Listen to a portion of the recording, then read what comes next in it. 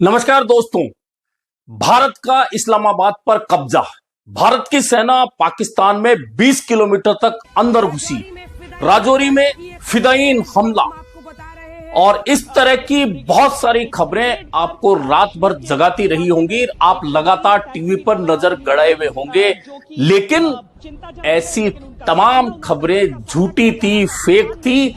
और जब मीडिया को अपनी जिम्मेदारी बखूबी निभानी थी, तब मीडिया टीआरपी की रेट बढ़ाने के चक्कर में लगातार रात भर इस तरह की खबरें चला रहा था।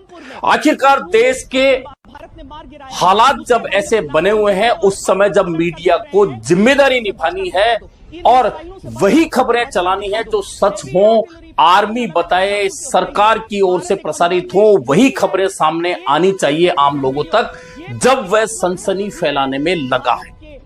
जी हां, सिर्फ भारतीय मीडिया ही नहीं बल्कि सोशल मीडिया पर भी देखा देखी इस तरह की खबरें लगातार चल रही है। एक वीडियो आता है, फिर लोग उसे कॉपी करते हैं और अपने सोशल मीडिया हैंडल पर तुरंत उसे पोस्ट कर देते हैं ताकि लाइक मिल जाए।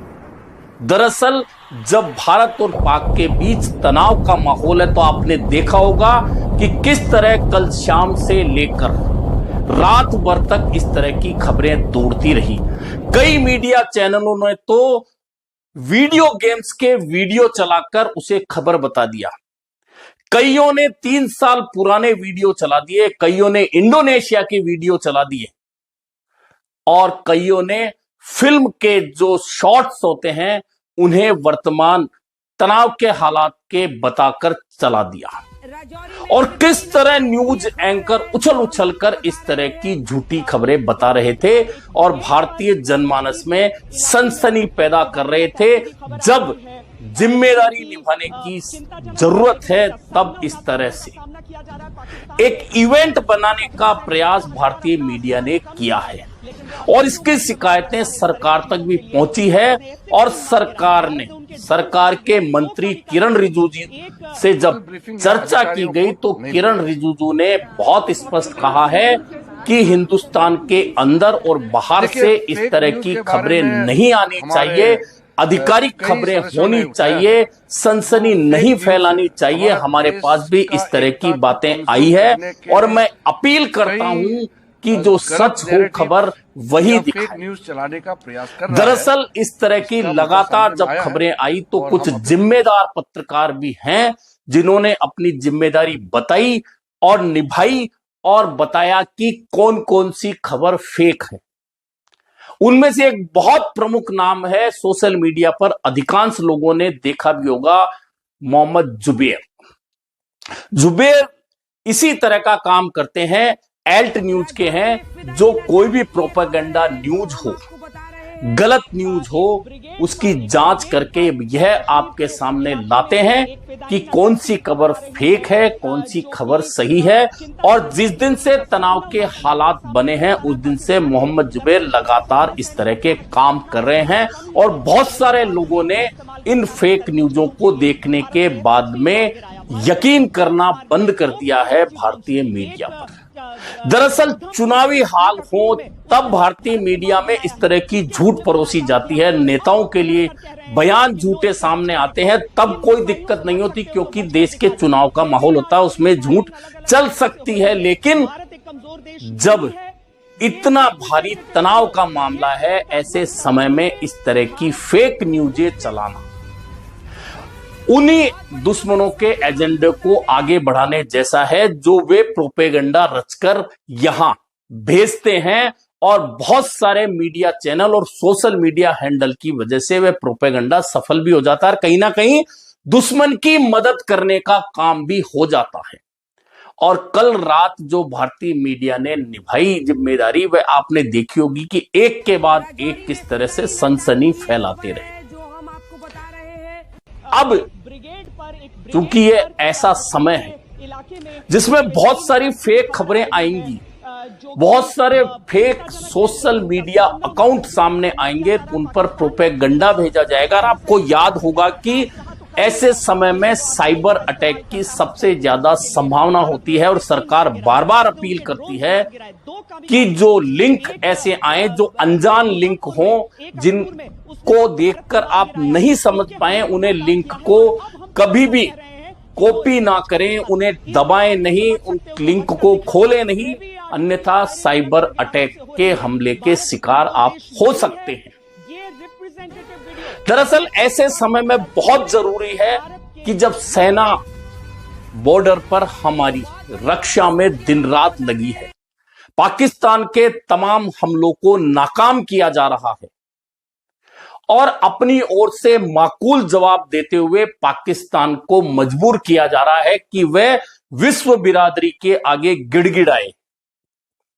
पाकिस्तान को बड़ा नुकसान हमारी सेना ने पहुंचाया है, पहुंचा रही है, लगातार जवाब दे रही है और पाकिस्तान की ओर से जितने भी प्रयास हिंदुस्तान पर हमले के हो रहे हैं, चाहे वह मिसाइल का हो, वह ड्रोन का हो, F-16 से हो, तमाम हमलों को हमारी एयर डिफेंस सिस्टम S-400 ने नाकाम कर दिया है। जब तमाम सीमावर्ती जिले जो हैं, बॉर्डर एरिया जो है, वहां ब्लैकआउट है, इमरजेंसी के हालात हैं, पुलिस और प्रशासन लगातार लोगों के बीच पहुंचकर उन्हें तमाम जिम्मेदारियां निभाने के अलावा बार बार अपील कर रहा है कि सरकार की ओर से जो निर्देश मिले उनका ही पालन किया जाए।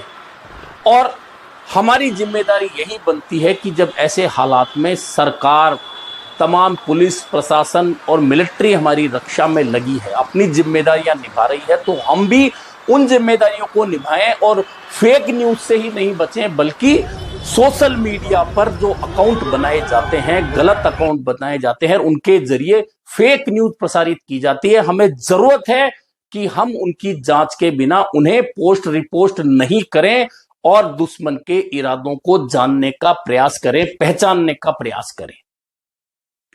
दरअसल ऐसे समय में जब इंडियन आर्मी खुद उन वीडियो को जारी करती है जो वे दुश्मन के ठिकानों पर हमला करने के बाद जारी करती है, हमें उन पर यकीन करना और प्रणालियों को निशाना बनाया। हमें भारत सरकार की ओर से जो सूचनाएं दी जाती है, सूचनाएं आती है, उन पर विश्वास करना चाहिए। हमें भारत सरकार की ओर से जो निर्देश मिले उनका पालन करना चाहिए, वायु रक्षा प्रणाली को फेक न्यूज फैलाने वाली फैक्ट्रियों के एजेंडे को आगे बढ़ाना चाहिए। दरअसल अब जो हालात बने हैं उनमें यह तो तय है कि पाकिस्तान अपनी नापाक हरकतों से बाज नहीं आ रहा और लगातार सिविलियंस पर वह हमला कर रहा है, उन्हें टारगेट कर रहा है। की जाने जा चुकी है, बहुत सारी प्रॉपर्टी जो सिविलियंस की है उसका नुकसान हुआ है, खासतौर पर जम्मू कश्मीर के जो एरिया हैं जिन पर लगातार पाकिस्तान ड्रोन हमले के प्रयास 2 दिन से कर रहा है, पंजाब के बॉर्डर एरिया में कर रहा है, राजस्थान के बॉर्डर एरिया में कर रहा है। उन तमाम हमलों को हमारा एयर डिफेंस सिस्टम लगातार नापाक इरादों को, पाकिस्तान के को मंसूबों को फेल कर रहा है। अब भारत जवाबी कार्रवाई कर रहा है, लगातार पाकिस्तान में बहुत सारे ठिकानों को ध्वस्त भारतीय सेना कर रही है। और इस बीच अब जब ब्लैकआउट बॉर्डर एरियाओं में है और लोगों को सुरक्षित स्थानों पर पहुंचा दिया गया है, ऐसे समय में लगातार ये फेक न्यूज की जो फैक्ट्रियां हैं, सनसनी फैलाने वाली फैक्ट्रियां हैं, ये बाज नहीं आ रही है। ऐसे में हम भारतीयों की यह जिम्मेदारी बनती है कि हम सेना के अधिकृत जो अकाउंट्स हैं उन पर जो सूचनाएं, सिर्फ उन पर भरोसा करें। भारत सरकार के जो अकाउंट्स हैं उन पर जो सूचनाएं, उन पर भरोसा करें। स्थानीय जिला प्रशासन जो आदेश देता है उन पर विश्वास करें। स्थानीय पुलिस प्रशासन जो निर्देश दे रहा है उन पर भरोसा करें। और जब भी सरकार की ओर से जो भी निर्देश आए उसका पालन करें, क्योंकि यह इमरजेंसी का समय है।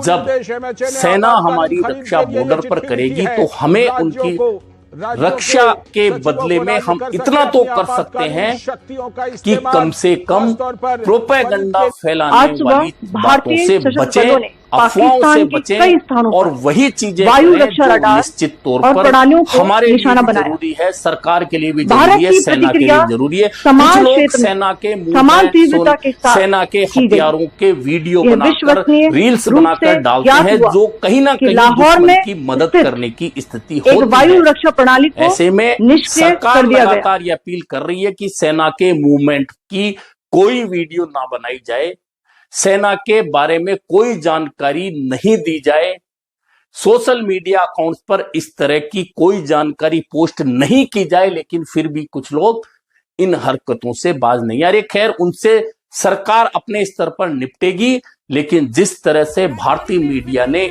एक रात पहले यानी कि गुरुवार की रात को जिस तरह से लगातार सनसनी फैलाई, बड़े बड़े टीवी चैनल, नामी टीवी चैनल कह रहे हैं कि इस्लामाबाद पर कब्जा हो गया, फिदायीन हमला हो गया, और वीडियो गेम के फोटो चला रहे हैं, 3 साल पहले पुराने फोटो चला रहे हैं। लेकिन एक बार फिर धन्यवाद देते हैं मोहम्मद जुबैर जैसे एल्ट न्यूज के संस्थापक को कि वे लगातार इस तरह की फेक खबरों की जांच करके हम तक पहुंचा रहे हैं कि सच क्या है। मोहम्मद जुबैर ने ही, जैसे ही यह तनाव शुरू हुआ था, ऐसे बहुत सारे सोशल मीडिया अकाउंट फेक बनाकर जो भारतीय नामों से प्रचारित किए जा रहे थे, उनके बारे में जानकारी दी। उसका फायदा निश्चित तौर पर भारत को हुआ। ऐसे में हम तमाम लोगों की जिम्मेदारी भी बनती है कि इस तरह की झूठ की फैक्ट्रियों से बचें और कोई भी वीडियो और फोटो पोस्ट करने से पहले उसकी सच्चाई जानने का प्रयास करें, क्रॉस चेक करें, और अगर वह सही है, भारत सरकार की सूचना है, आर्मी की ओर से जारी वीडियो है, तभी उसे पोस्ट करें। अन्यथा ऐसी पोस्टों से, झूठी पोस्टों से बचें, ताकि दुश्मन का झूठ फैलाने का प्रोपेगेंडा सफल नहीं हो पाए। अभी के लिए इतना ही, फिर मिलेंगे नए मुद्दे पर चर्चा के साथ।